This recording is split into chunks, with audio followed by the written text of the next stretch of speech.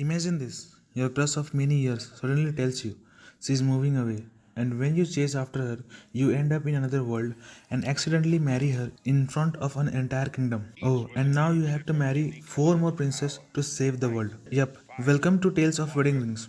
Hey everyone, welcome back to the channel. Today we are talking about Tales of Wedding Rings, an isekai fantasy romance that mixes weddings, magic rings, and a surprising amount of feelings. This anime aired in winter 2024 and has 12 episodes, and it's animated by Staple Entertainment. So, in this video, let's break down the story, characters, visuals, themes, and finally whether it's actually worth your time. So, let's start with the basic setup, spoiler free. Our main guy, Sato, is just a normal high school student who has been in love with his childhood friend Hime for years.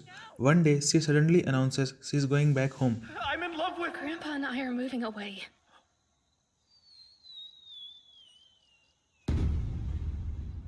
And Sato finds out home doesn't mean another city, it means another world.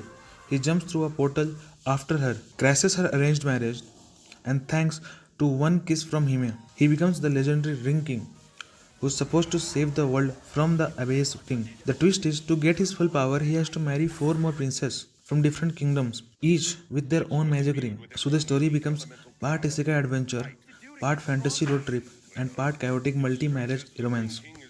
The pacing in season 1 is pretty straightforward. Introduction to the world, Sato and Hime's relationship, then gradually meeting other princesses and showing how his responsibilities keep getting heavier. It's not the most complex plot ever, but it does enough to keep the journey interesting. Now, for a show like this, the characters and their chemistry are everything. Sato, as a protagonist, starts out pretty average, but what makes him likable is how genuinely he cares about Hime and later the other princess. He's not the overpowered edgy type right away. He has to grow into the ring king role, and even his powers literally depends on how strong his bonds are.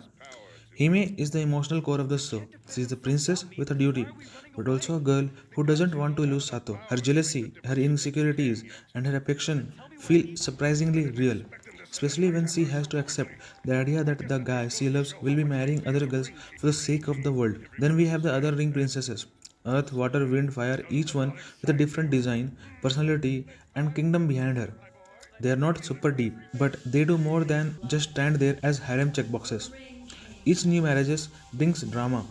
It forces both Sato and Hime to confront what their love actually means in this crazy situation. If you enjoy character dynamics and jealousy reactions mixed with sincere moments, this part of anime will probably click you. Let's talk about how it looks and sounds. The anime is produced by Staple Entertainment, and visually it's decent and too good. Character design are clean and pretty faithful to the manga, especially Hime and the princesses, who are clearly the visual focus. The wedding and transformations scenes has some of the best looking parts of the show, with glowing rings, dramatic lighting, and that classic fantasy flair. And action scenes are a bit more hit or miss. Some fights look cool, especially when Sato uses his light powers. But you can also see corners being cut with limited movement or basic monster animation in certain episodes. If you are here mainly for insane Sakuga, this won't satisfy you completely.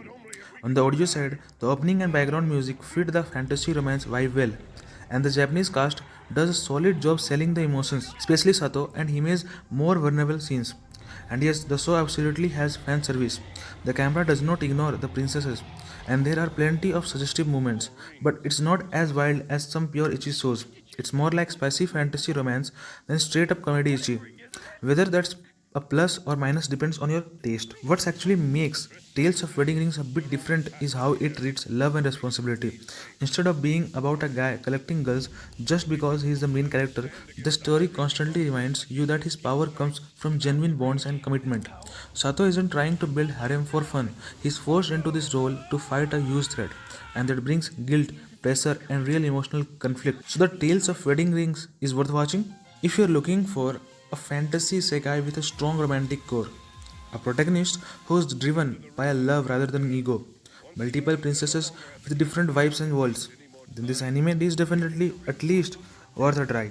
It's not a masterpiece, but it has its own charm and sincerity that stand out for, from generic isekai.